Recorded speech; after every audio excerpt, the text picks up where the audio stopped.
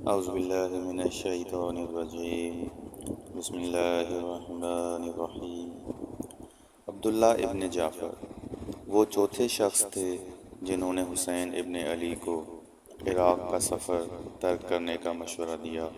اور اس سلسلے میں اصرار کیا۔ عبداللہ ابن جعفر نے مکہ مکرمہ سے امام علیہ السلام کی روانگی کے بعد اپنے دو بیٹوں اون اور محمد کے ذریعے ایک خط امام علیہ السلام کی خدمت میں ارسال کیا، جس میں تحریر تھا: اما بعد، آپ کو خدا کی قسم دیتا ہوں کہ آپ نے جس سفر کا ارادہ کیا ہے اسے اس خط کے پہنچتے ہی ترک کر دیجیے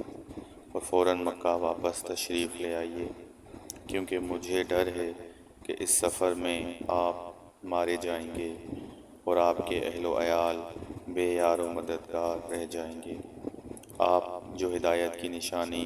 اور مومنوں کی امید ہیں، آپ کے مارے جانے سے اللہ کا نور بجھ جائے گا۔ اس وقت تک سفر میں جلدی نہ کیجیے جب تک میں آپ سے آ کر نہ ملوں۔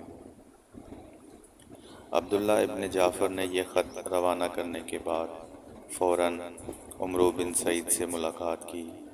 جسے یزید کی طرف سے ولید کو معزول کیے جانے کے بعد اس کی جگہ مدینہ کا گورنر بنایا گیا تھا، اور بظاہر امیر حج کے طور پر، لیکن در حقیقت امام حسین کو قتل کرنے کی ذمہ داری ادا کرنے کی غرض سے مکہ میں موجود تھا، اور اسے درخواست کی کہ امام علیہ السلام کے لیے ایک امان نامہ لکھ دے جس کے ذریعے امام واپسی پر تیار ہو جائیں۔ ساتھ ہی مزید تاکید اور اطمینان کے لیے عمرو بن سعید کو اس بات پر بھی رضامند کیا کہ وہ امان نامہ امام تک پہنچانے کے لیے اپنے بھائی یحییٰ ابن سعید کو بھی ان کے ہمراہ امام کی خدمت میں بھیجے۔ عبداللہ ابن جعفر نے یحییٰ ابن سعید کے ہمراہ مکہ سے باہر امام علیہ السلام سے ملاقات کی اور امان نامہ حوالے کرتے ہوئے زبانی بھی اپنے اور یحییٰ بن سعید کی گزارش امام کی خدمت میں پیش کی اور ان سے درخواست کی کہ آپ عراق کی سمت سفر کا ارادہ ترک کر دیں۔ امام علیہ السلام نے عبداللہ ابن جعفر اور یحییٰ ابن سعید کے جواب میں فرمایا: میں نے خواب میں دیکھا ہے کہ رسول اللہ صلی اللہ علیہ وآلہ وسلم، اس خواب میں انہوں نے انتہائی اہم کام کی ذمہ داری میرے سپرد کی ہے، جسے میں نے بہر صورت انجام دینا ہے، خواہ اس کے نتیجے میں مجھے فائدہ ہو یا نقصان۔ عبداللہ نے اس خواب اور اہم ذمہ داری کی مزید تفصیل جاننا چاہی تو امام علیہ السلام نے فرمایا: میں نے یہ کسی کو نہیں بتایا ہے اور جب تک زندہ رہوں گا کسی کو نہیں بتاؤں گا۔ امام علیہ السلام نے امان نامے کے جواب میں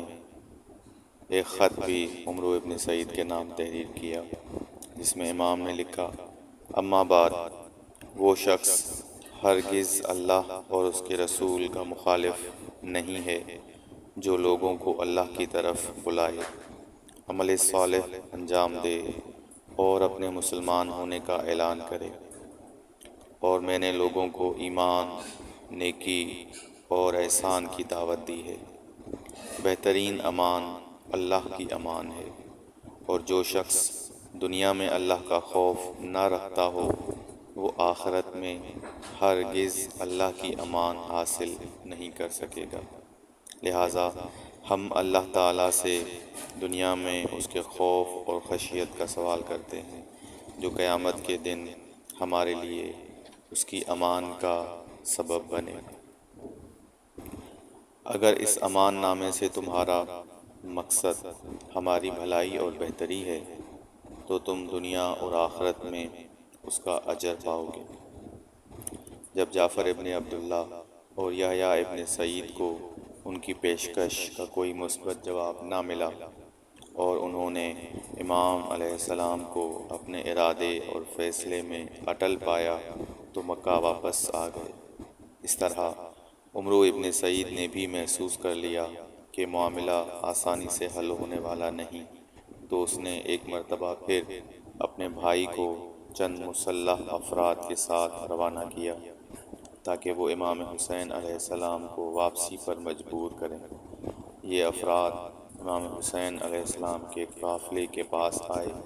اور یہاں دونوں گروہوں کے درمیان ایک مختصر جھڑپ ہوئی اور دونوں نے ایک دوسرے پر کوڑوں سے حملہ کیا۔ یحییٰ اور اس کے ساتھی مقابلہ نہ کر سکے اور مکہ واپس آ گئے۔